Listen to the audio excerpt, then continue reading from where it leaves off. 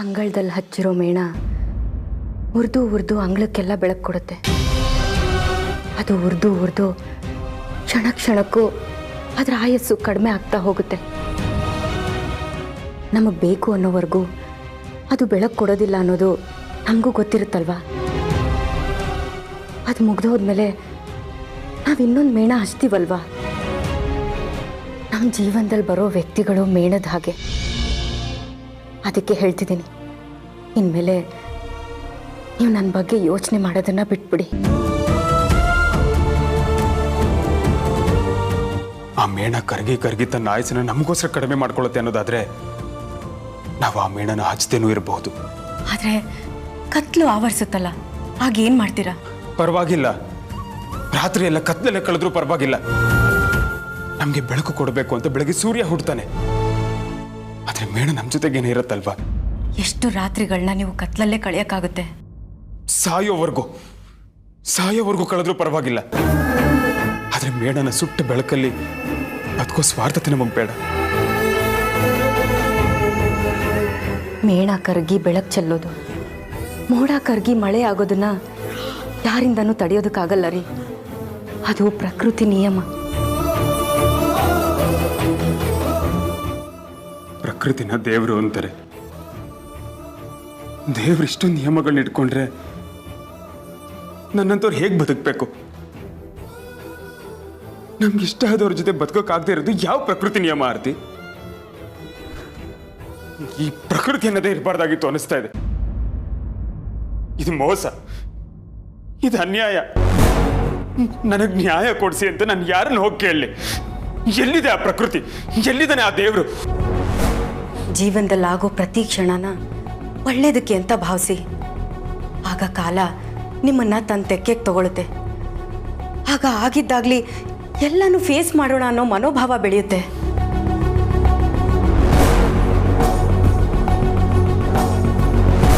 ಆರ್ತಿ, ನಾನು ನೀನು ಹೀಗೆ ಇದ್ಬಿಡೋಣ. ನಮ್ಗೆ ಯಾರು ಬೇಡ, ಏನೂ ಬೇಡ. ಆ ದೇವರೊಬ್ಬ ನಿರ್ಧಾರ ಮಾಡಿದ್ರೆ ನಾವು ಹೀಗೆ ಇರ್ಬೋದು ರೀ. ಆದ್ರೆ ಏನ್ ಮಾಡೋದು? ಈ ನಡುವೆ ಆ ದೇವರು ನಿಮ್ಗೆ ಇನ್ನಷ್ಟು ಜವಾಬ್ದಾರಿನ ಜಾಸ್ತಿ ಮಾಡ್ಬಿಟ್ಟಿದ್ದಾನೆ. ನೀವು ಅದ್ರ ಬಗ್ಗೆನೂ ಗಮನ ಹರಿಸ್ಬೇಕಲ್ವಾ? ಆ ದೇವ್ರ ಆರ್ಡರ್ನ ನೀವು ಪಾಲಿಸ್ಲೇಬೇಕಲ್ವಾ? ನನಗಿದನ್ನೆಲ್ಲ ಜೀರ್ಣ ಮಾಡ್ಕೊಳಕ್ಕೆ ಆಗ್ತಿಲ್ಲ ಆರ್ತಿ. ಜೀವನ ಅದು ಹೇಗೆ ಇಷ್ಟಪಡುತ್ತೋ ಹಾಗೆ ಹೋಗ್ತಾ ಇರ್ತೀರಿ. ನಾವು ಇಷ್ಟಪಟ್ಟ ಹಾಗೆ ಬರಲ್ಲ. ಅದಕ್ಕೆ ಬದುಕು ತನ್ನ ಒಡ್ಲಲ್ಲಿ ದೊಡ್ಡ ಗುಟ್ಟನ್ನೇ ಅಡಗಿಸ್ಕೊಂಡಿರುತ್ತೆ ಅಂತ ಹೇಳ್ತಾರೆ. ಅದನ್ನ ಭೇದ್ಸಕ್ಕೋಗಿ ಅದರಲ್ಲಿ ಸಿಕ್ಕಾಕೊಳ್ಳೋದಕ್ಕಿಂತ ಅದ್ರ ಜೊತೆಲ್ಲೇ ಸಾಕ್ತಾ ಇದ್ರೆ ಜೀವನ ಎಷ್ಟು ಚೆನ್ನಾಗಿರುತ್ತಲ್ವಾ? ನೀವು ಮಾನಸಿಕವಾಗಿ ಪ್ರಿಪೇರ್ ಆಗಬೇಕು. ನಿಮ್ಮಲ್ಲಿ ಹೊಸ ಚೈತನ್ಯ ಮೂಡಬೇಕು. ನೀವು ಮೊದಲಿನ ಅಶೋಕ್ ಹಾಗಾಗಬೇಕು. ನೀವು ಲವಲವಿಕೆಯಿಂದ ಓಡಾಡ್ಕೊಂಡಿರ್ಬೇಕು. ಈ ಥರ ಮೋಟಿವೇಶನಲ್ ಮಾತುಗಳನ್ನೆಲ್ಲ ಯಾಕೆ ಹೇಳ್ತಿದ್ಯಾ ನನಗೆ? ಯಾಕೆ ಅಂದ್ರೆ ನಾಳೆ ನಿಮಗೂ ಪ್ರಿಯಾಗೂ ಮದುವೆ.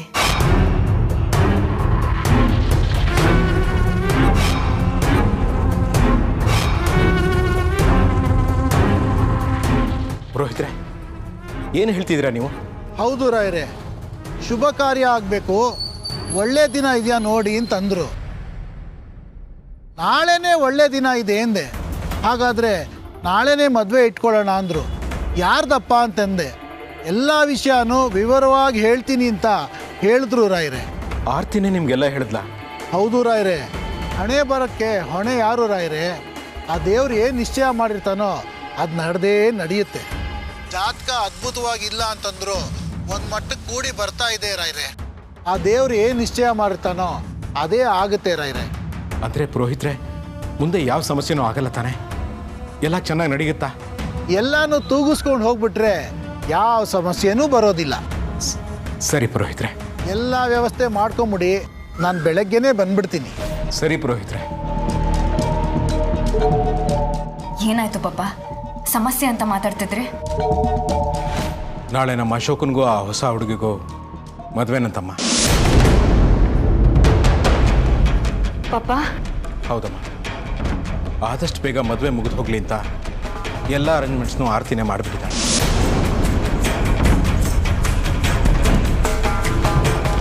ಆರತಿ, ಅಶೋಕ್, ನೀನು ತಡ ಮಾಡೋದು ಬೇಡ. ನೀವು ಟೆನ್ಷನ್ ಮಾಡ್ಕೋಬೇಡಿ, ಮನಸ್ಸನ್ನ ಭಾರ ಮಾಡ್ಕೋಬೇಡಿ, ಆರಾಮಾಗಿದ್ಬೇಡಿ. ಹೇಗೆ ಆರಾಮಾಗಿರ್ಲಿ? ಆರಾಮಾಗಿರೋದಕ್ಕೆ ಆಗ್ತಿಲ್ಲ. ನೀವು ಒಪ್ಕೊಂಡಿದ್ದೀರಾ ಅಶೋಕ್, ಮತ್ತೆ ಮಾತು ಬದಲಾಯಿಸ್ಬೇಡಿ. ನಿಮ್ದು ಅಮ್ಮಯ್ಯ ಅಂತೀನಿ, ನಿಮ್ಮ ಕೈ ಮುಗಿತೀನಿ. ಆರ್ತಿ, ನಂಗೆ ಇದ್ರ ಬಗ್ಗೆ ಯೋಚನೆ ಮಾಡೋಕ್ಕೆ ಸಮಯ ಬೇಕು.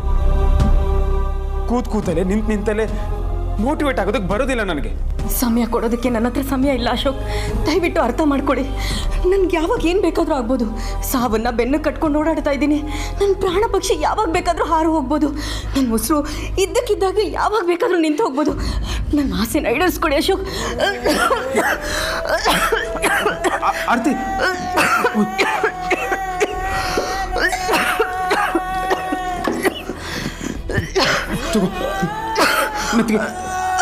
ಅಲ್ಲೊಂದು ಟ್ಯಾಬ್ಲೆಟ್ ಇದೆ.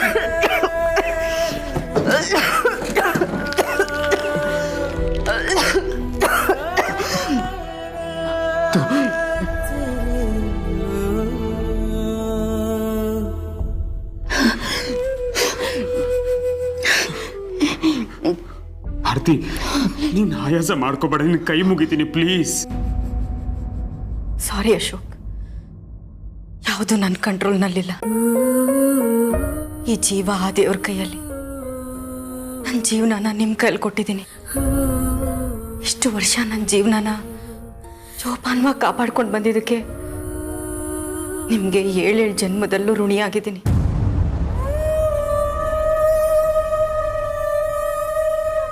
ದೇವ್ರಂಥ ಗಂಡನ್ನ ನಡು ನೀರಿನಲ್ಲಿ ಕೈ ಬಿಟ್ಟು ಹೋಗ್ತಿದ್ದೀನಲ್ಲ ಅನ್ನೋ ದುಃಖ ನನ್ನನ್ನು ಯಾವತ್ತೂ ಕಾಡ್ತಾ ಇರುತ್ತೆ. ನನಗೆ ನನ್ನ ಮೇಲೆ ಕೋಪ ಇದೆ, ಆದರೆ ನನ್ನ ಅಸಹಾಯಕಳು.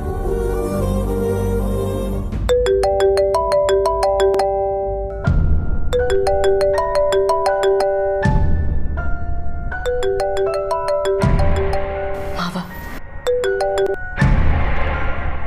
ಹೇಳಿ ಮಾವ. ನಿನ್ನ ಜೊತೆ ಸ್ವಲ್ಪ ಮಾತಾಡಬೇಕಿತ್ತು, ಬರೋದಕ್ಕಾಗತ್ತೇನಮ್ಮ? ನಾನು ನಿಮ್ಮ ಹತ್ರ ಮಾತಾಡಬೇಕು. ನಾನೇ ಬರ್ತೀನಿ ಮಾವ. ಅಶೋಕ್, ಮಾವ ಕರಿತಿದ್ದಾರೆ, ಹೋಗಿ ಬರ್ತೀನಿ. ನೀನೇನು ಹೋಗ್ಬೇಡ, ನೀನು ಇಲ್ಲೇ ಇರು, ನಾನೇ ಅವ್ರನ್ನ ಕರಿತೀನಿ. ಬೇಡ ಅಶೋಕ್, ನಾನೇ ಹೋಗಿ ಮಾತಾಡ್ಕೊಂಡ್ಬರ್ತೀನಿ. ಆರ್ತಿ, ನನ್ನ ಮಾತು ಕೇಳು. ನಾನೇನು ಮೈಲಿಗಟ್ಟಲೆ ಹೋಗ್ಬೇಕಾ? ಇಲ್ಲ ಇದ್ದಾರೆ, ಹೋಗಿ ಬಂದ್ಬಿಡ್ತೀನಿ.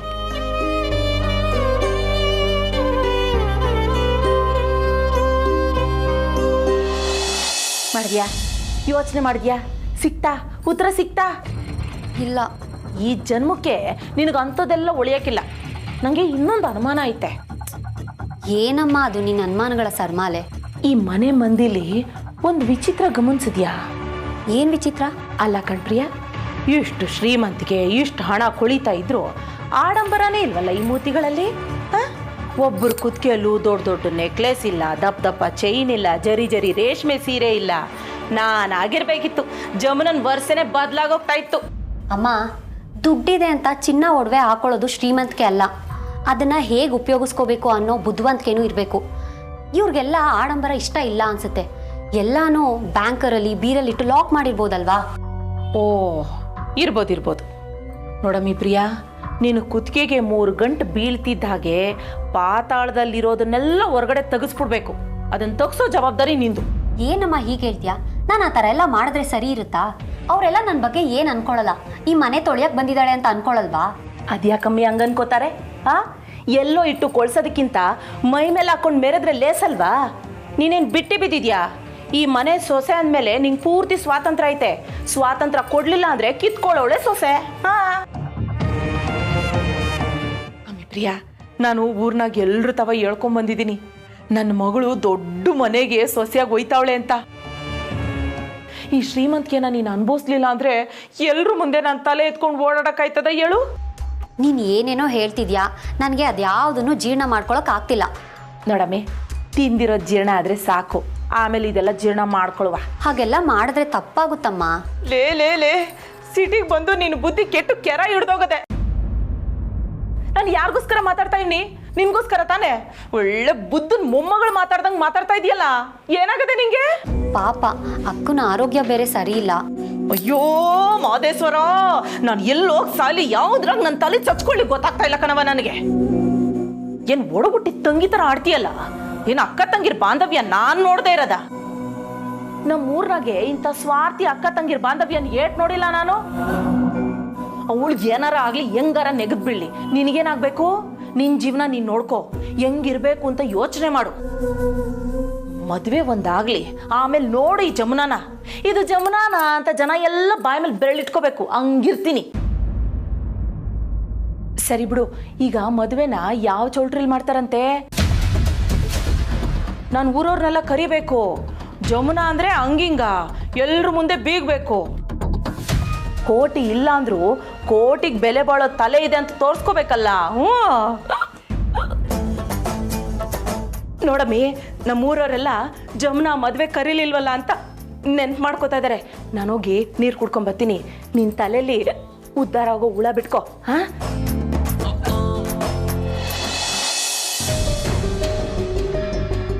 ಗೊತ್ತು ಮಾವ ನನ್ನನ್ನು ಯಾಕೆ ಕರೆದ್ರಿ ಅಂತ. ನಾನೇ ಬಂದು ವಿಷಯ ತಿಳಿಸೋಣ ಅಂದ್ಕೊಂಡೆ, ಆದರೆ ಸಮಯ ಸಾಕಾಗಲಿಲ್ಲ. ನಿಮಗೆಲ್ಲ ಒಂದು ಮಾತು ಹೇಳಿದೆ, ಎಲ್ಲ ಅರೇಂಜ್ಮೆಂಟ್ಸ್ ಮಾಡಿಬಿಟ್ಟಿದ್ದೀನಿ ಅಂತ ಬೇಜಾರು ಮಾಡ್ಕೋಬೇಡಿ. ಸಂತೋಷವಾಗಿ ಓಡಾಡ್ಕೊಂಡು ಮಾಡೋ ಮದುವೆ ಅಲ್ಲ ಅಂತ ನನಗೂ ಗೊತ್ತು. ನಿಮ್ಮ ಮನಸ್ಥಿತಿಗಳು ನನಗೂ ಅರ್ಥ ಆಗುತ್ತೆ. ಅದಕ್ಕೆ ದಿಸ್ ಇಸ್ ಟೂ ಮಚ್. ನಮ್ಮ ಮನಸ್ಥಿತಿ ಬಗ್ಗೆ ಮಾತಾಡ್ತಾ ಇರೋ ನೀವು, ನಿಮ್ಮ ಪರಿಸ್ಥಿತಿ ಏನಾಗಿದೆ ಅಂತ ಸ್ವಲ್ಪನಾದ್ರೂ ಯೋಚನೆ ಮಾಡಿದ್ದೀರಾ? ಅದಕ್ಕೆ ಮನೆನೇ ಹತ್ಕೊಂಡು ಉರಿತಾ ಇದೆ, ನಾವು ಚಳಿ ಕಾಯಿಸ್ಕೋಬೇಕಾ? ಹೇಳಿ ಅದಕ್ಕೆ. ನಿಮಗೆ ಯಾವಾಗ ಏನಾಗುತ್ತೋ ಅಂತ ನಾವೆಲ್ಲರೂ ಟೆನ್ಷನಲ್ಲಿ ಒದ್ದಾಡ್ತಾ ಇದ್ದೀವಿ. ನೀವು ನೋಡಿದ್ರೆ ಮದುವೆ ಅಂತ ಓಡಾಡ್ತಿದ್ದೀರಾ. ವೇದಾ ಪ್ಲೀಸ್, ದಯವಿಟ್ಟು ಯಾರು ವಿರೋಧ ಮಾಡಬೇಡಿ. ಅಲ್ಲಿ ನಿಮ್ಮ ಅಣ್ಣ ನೋಡಿದ್ರೆ ಕ್ಷಣ ಕ್ಷಣಕ್ಕೂ ಒಂದೊಂದು ಥರ ಬಿಹೇವ್ ಮಾಡ್ತಿದ್ದಾರೆ. ಅವ್ರ ಮನಸ್ಸೇನಾದರೂ ಬದಲಾಗೋದ್ರೆ ಮತ್ತೆ ಅವರನ್ನು ಒಪ್ಸೋದು ಕಷ್ಟ ಆಗೋಗುತ್ತೆ. ಮಾವ, ನೀವು ನನ್ನ ಬಗ್ಗೆ ಏನು ಯೋಚನೆ ಮಾಡಬೇಡಿ. ನನಗೇನೂ ಆಗೋದಿಲ್ಲ. ಮೊದಲು ಅಶೋಕ್ ಅವ್ರ ಮದುವೆ ಆಗಲಿ, ಪ್ರಿಯಾ ಈ ಮನೆಗೆ ಸೊಸೆ ಆಗಿ ಬರಲಿ, ಚಿರು ಮತ್ತೆ ಮನೆಗೆ ವಾಪಸ್ ಬರಲಿ. ನಾವು ಅದ್ರ ಬಗ್ಗೆ ಯೋಚನೆ ಮಾಡೋಣ. ಅಲ್ಲ ಮಾರ್ತಿ, ಮನ್ಸಲ್ಲಷ್ಟು ನೋವಿಟ್ಕೊಂಡು ಮದ್ವೆ ಹೇಗೆ ಓಡಾಡೋದು? ನಿಮಗೆಲ್ಲ ಎಷ್ಟು ನೋವಾಗ್ತಿದೆ ಅನ್ನೋದನ್ನ ನಾನು ಅರ್ಥ ಮಾಡ್ಕೊಂಡಿದ್ದೀನಿ. ಆ ನೋವನ್ನ ಮರೆಸ್ಬೇಕು ಅಂತಾನೆ ಶುಭ ಕಾರ್ಯ ಮಾಡಬೇಕು ಅಂತ ಯೋಚನೆ ಮಾಡಿದ್ದೀನಿ. ಹೆಚ್ಚು ದಿನ ವೇಟ್ ಮಾಡೋದು ಬೇಡ ಮಾವ. ಅಶುಭ ಶುರುವಾಗೋದಕ್ಕೂ ಮುಂಚೆ ಶುಭ ಕಾರ್ಯ ಮಾಡಿ ಮುಗಿಸ್ಬಿಡೋಣ. ಅದಕ್ಕೆ ದಯವಿಟ್ಟು ನಿಮ್ಮ ಬಾಯಲ್ಲಿ ಅಶುಭ ಅನ್ನೋ ಮಾತನ್ನ ಕೇಳೋದಕ್ಕೆ ಹಿಂಸೆ ಆಗ್ತಿದೆ. ಪ್ಲೀಸ್ ಅದಕ್ಕೆ. ವಾಸ್ತವ ವೇದ, ಏನು ಮಾಡೋದಕ್ಕಾಗೋದಿಲ್ಲ. ನಾನು ಮಾತಾಡಲಿಲ್ಲ ಅಂದ ಮಾತ್ರಕ್ಕೆ ಆ ಬ್ರಹ್ಮ ನನ್ನ ಆಯಸ್ಸನ್ನೇನು ಜಾಸ್ತಿ ಮಾಡಿಬಿಡ್ತಾನ? ಪ್ಲೀಸ್ ನನ್ನ ಪರಿಸ್ಥಿತಿನ ಅರ್ಥ ಮಾಡ್ಕೊಳ್ಳಿ. ನೀವು ನಗ್ನಗ್ತಾ ಓಡಾಡ್ಕೊಂಡಿರಿ ಅಂತ ನನ್ನಿಂದ ಹೇಳೋಕ್ಕಾಗ್ತಿಲ್ಲ. ಅದಕ್ಕೆ ಸಿಂಪಲ್ ಆಗಿ ಒಂದು ಯೋಚನೆ ಮಾಡಿದ್ದೀನಿ. ಮಾವ, ಈ ಮನೆಯಲ್ಲೇ ರಾಯರ ಮುಂದೆ ಅವ್ರನ್ನ ಮದುವೆ ಮಾಡಿಸ್ಬಿಡೋಣ. ಅವರಿಬ್ಬರಿಗೆ ರಾಯರ ಆಶೀರ್ವಾದ ಹೊಂದಿದ್ರೆ ಸಾಕು, ಎಲ್ಲ ಒಳ್ಳೇದಾಗುತ್ತೆ.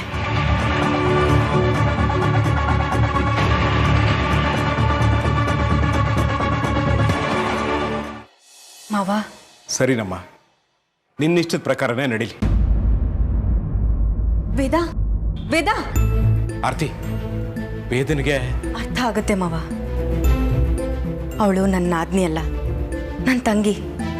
ಅವಳು ವೇದನೆ ಏನು ಅಂತ ನನಗೆ ಅರ್ಥ ಆಗುತ್ತೆ. ನಾಳೆ ಎಲ್ಲ ಅರೇಂಜ್ಮೆಂಟು ಮಾಡ್ಕೊಂಬಿಡೋಣ. ಮಾವ, ಚಿರು ಈ ಮನೆಗೆ ಬರೋ ಗಳಿಗೆ ಹತ್ರ ಆಗ್ತಿದೆ ಅಂತ ನನಗೆಷ್ಟು ಸಂತೋಷ ಆಗ್ತಿದೆ ಗೊತ್ತಾ? ಆ ಸಂತೋಷದಲ್ಲಿ ನನಗಿನ್ನೂ ಶಕ್ತಿ ಹೆಚ್ಚಾಗ್ತಿದೆ. ಆರ್ತಿ, ಒಂದು ನಿಮಿಷ ಅಮ್ಮ. ನೀನು ಪ್ರಿಯಾ ಮತ್ತೆ ಅವ್ರ ತಾಯಿಗೆ ಎಲ್ಲ ವಿಷಯನೂ ತಿಳಿಸಿದ್ಯಾ ತಾನೆ? ಹೇಳಿದ್ದೀನಿ ಮಾವ. ಈ ಮದುವೆ ಮಾಡ್ತಾ ಇರೋದು ಆ ಹುಡುಗಿ ಈ ಮನೆ ಸೊಸೆ ಆಗ್ತಾ ಇರೋದು ನಮ್ಮ ಚಿರು ಮರು ಜನ್ಮ ತಾಳೋದಕ್ಕೆ ಕಾರಣ ಅಂತ ಎಲ್ಲ ಹೇಳಿದ್ಯಾ?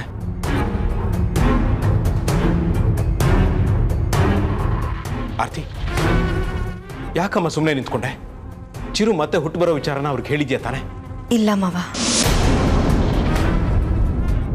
ಏನಮ್ಮ ಆರ್ತಿ, ನೀನು ತುಂಬ ಮುಖ್ಯವಾದ ವಿಷಯನೇ ಮರ್ತಿದ್ಯಲ್ಲ. ನಾನು ಮರ್ತಿಲ್ಲ ಮಾವ, ಬೇಕು ಅಂತಾನೆ ಹೇಳಲಿಲ್ಲ. ಚಿರು ಆತ್ಮ, ಅವನ ಸಾವು, ಮರು ಜನ್ಮ ಇದನ್ನೆಲ್ಲ ನಾವು ಸುಲಭವಾಗಿ ಜೀರ್ಣಿಸ್ಕೊಂಡಿದ್ದೀವಿ. ಆದರೆ ಈ ವಿಷಯ ಅವ್ರಿಗೇನಾದರೂ ಗೊತ್ತಾದರೆ ಅವ್ರು ತುಂಬ ಭಯ ಪಟ್ಕೋತಾರೆ. ಅದಕ್ಕೆ ಸುಮ್ಮನೆ ಇದ್ದೀನಿ. ಮಗು ಆಗೋವರೆಗೂ, ಚಿರು ಈ ಮನೆಗೆ ವಾಪಸ್ ಬರೋವರೆಗೂ ಈ ವಿಷಯನ ಅವರಿಂದ ಮುಚ್ಚಿಡೋದೇ ಒಳ್ಳೆಯದು.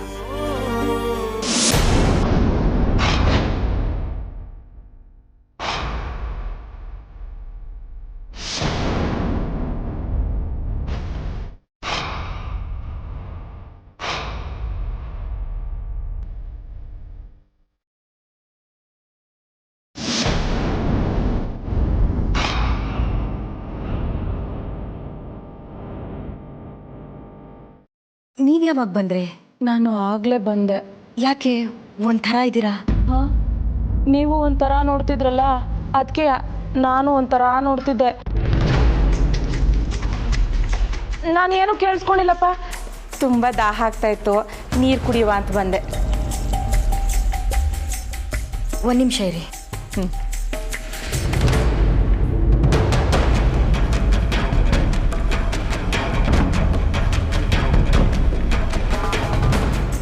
ಕೊಡವ, ನೀವು ಮಾತಾಡ್ಕೊಳ್ಳಿ, ನಾವು ಒಯ್ತೀನಿ.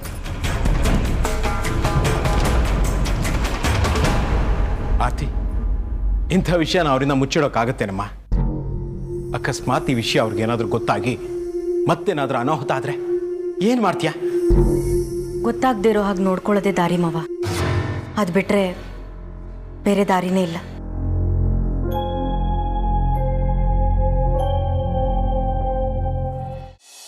ಏನೋ ಮಾತಾಡ್ತಾ ಇದ್ರು, ನಾನು ಹೋಗಿದ್ದೆ, ನನ್ನೇ ನೋಡಿದ್ರು, ಆಮೇಲೆ ನನ್ನ ನೀರು ತಂದ್ಕೊಟ್ರು. ಏನಾಯ್ತಮ್ಮ? ಆಮೇ ಅವರಿಬ್ರು ಮಾತಾಡ್ತಾ ಇದ್ರು. ಯಾರು? ಅದೇ ಕಣಮ್ಮಿ, ಆರ್ತಿನೂ ಅವ್ರ ಮಾವ ಅವರೆಲ್ಲ ಗುಂಡು ಮುಖ ಇಂದ್ರನೋ ಚಂದ್ರನೋ ಅಂತಾರಲ್ಲ ಅವಪ್ಪ, ಅವರಿಬ್ರು ಗುಟ್ಟಾಗಿ ಏನೋ ಮಾತಾಡ್ತಾ ಇದ್ರ. ನಾನು ಹೋಗಿದ್ದೆ, ಟಕ್ಕಂತ ಮಾತು ನಿಲ್ಲಿಸ್ಬಿಟ್ಟು ಮಿಕ್ ಮಿಕ ಅಂತ ನನ್ನೇ ನೋಡ್ಕೊಂಡು ನಿಂತ್ಬಿಟ್ರು. ಅವ್ರ ಮಾತನ್ನ ನಾನು ಕೇಳಿಸ್ಕೊಂಡ್ಬಿಟ್ಟೆ ಅಂತ ಭಯ ಶುರುವಾಗೋಗಿತ್ತು. ಅವ್ರ ಮಕನೇ ಇಳ್ದೋಯ್ತು ಅಂತೀನಿ. ಅದೇನೋ ಅಂತಾರಲ್ಲ, ಅದೇ ಕರೆಂಟ್ ಕೊಟ್ಟಾಗ ಆಗುತ್ತಲ್ಲ, ಶಾಕು ಶಾಕು, ಹಂಗಾಗೋಯ್ತು ಅವ್ರ ಮಕ. ನೀನು ಕದ್ದು ಮುಚ್ಚಿ ಕೇಳಿಸ್ಕೊಳ್ಳೋದನ್ನ ಯಾವಾಗ ಬಿಡ್ತೀಯಾ ಹೇಳು? ಏ ಸುಮ್ಕಿರಮಿ, ಕದ್ದು ಮುಚ್ಚಿ ಕೇಳಿಸ್ಕೊಳ್ಳೋದು ನಮ್ಮ ಕುಲ್ಕಸ್ಬು. ನಮ್ಮ ಸುತ್ತಮುತ್ತ ಇರೋ ಜನ ನಮ್ಮ ಬಗ್ಗೆ ಏನು ಯೋಚಿಸ್ತಾವ್ರೆ, ಏನು ಮಾತಾಡ್ತಾವ್ರೆ ಅಂತ ತಿಳ್ಕೊಂಡ್ರೆ ಅವ್ರ ಹತ್ರ ನಾವು ಹೆಂಗಿರ್ಬೇಕು ಅಂತ ಯೋಚನೆ ಮಾಡ್ಬೋದು ಅಲ್ವಾ? ಇಲ್ಲ ಅಂದರೆ ಇಂಥವ್ರೆಲ್ಲ ನಮ್ಮನ್ನು ಊರ್ದು ಮುಕ್ಬಿಡ್ತಾರೆ, ತುಳಿದು ಬದುಕ್ಬಿಡ್ತಾರೆ ದಡ್ಡಿ. ಈ ಸಾರಿ ನಾನೇನು ಕದ್ದು ಮುಚ್ಚಿ ಕೇಳಿಸ್ಕೊಂಡಿಲ್ಲ ಕಣಮೆ. ನಾನು ಹೋಗೋವರೆಗೂ ಮಾತಾಡ್ತಾ ಇದ್ರು. ನಾನು ಹೋದ ಕೂಡಲೇ ಪಟಕ್ಕಂತ ನಿಲ್ಲಿಸ್ಬಿಟ್ರು. ಬರೋವರೆಗೂ ವಿಷಯ ಮುಚ್ಚಿಡೋದು ಒಳ್ಳೇದು ಅಂತ ಹೇಳ್ತಾ ಇದ್ದಂಗಿತ್ತು. ಯಾರು ಬರೋವರೆಗೂ ಏನು ವಿಷಯ ಗೊತ್ತಾಗ್ಲಿಲ್ಲ ಕಣ. ಈಗ ನಿನ್ನ ತಲೆಗೆ ಹುಳ ಬಿಟ್ಕೊಂಡ್ಯಾ? ಹ್ಞೂ ಕಣಮ್ಮಿ, ಏನಾರ ಮಾತಾಡ್ತಾ ಇದ್ರೆ ನಮ್ಮ ವಿಷಯನೇ ಮಾತಾಡ್ತಾವ್ರೆ ಅನ್ಸುತ್ತೆ. ನಮ್ಮ ವಿಷಯನೇ ಮಾತಾಡ್ತಾ ಇದ್ರು ಏನೋ. ಮುಚ್ಚಿಡೋಕೆ ಏನಮ್ಮ ವಿಷಯ ಇರುತ್ತೆ? ಎಲ್ಲ ವಿಷಯನೂ ಆರ್ತಿ ಅಕ್ಕ ಬಿಡಿ ಬಿಡಿಯಾಗಿ ನಮ್ಮ ಹತ್ರ ಹೇಳಿದಾರಲ್ಲ. ಅಯ್ಯೋ, ನಾನು ಏತಿ ಅಂದರೆ ನೀನು ಪ್ರೇತಿ ಅಂತೀಯಲ್ಲಮ್ಮಿ.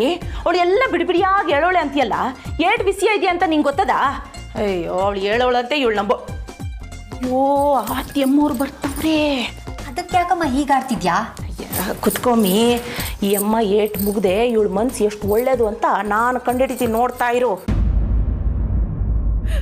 ಅಯ್ಯೋ ಮಾದೇಶ್ವರ, ಹೇಳ್ಕೊಳಕ್ಕೆ ನಾನು ನಿನ್ನ ಹೆತ್ತಮ್ಮ,